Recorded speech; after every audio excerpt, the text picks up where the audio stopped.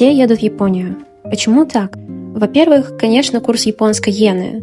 На момент 24-25 года она была на своем историческом минимуме, и цены в Токио действительно были ниже, чем, например, в Москве. А еще в Японии одна из самых простых в оформлении виз, а главное – бесплатных.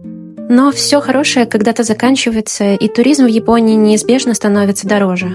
Уже с июля этого года в Японии ввели неофициально систему двойных цен для туристов и местных. Например, больше никаких забегов на рассвет на Фудзи, потому что ввели обязательный пропуск и плату 4000 йен для туристов. Дальше шопинг.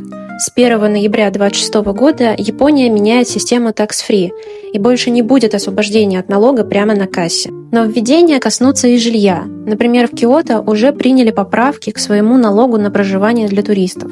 С 1 марта 2026 года верхняя ставка для размещений поднимается до 10 тысяч йен с человека за ночь. Это самый высокий туристический сбор в стране. Все это, чтобы бороться с овертуризмом, который захватил Японию в этом году. Так что, пока еще есть время и не все законы вступили в силу, советую посетить эту замечательную страну и узнать самим, почему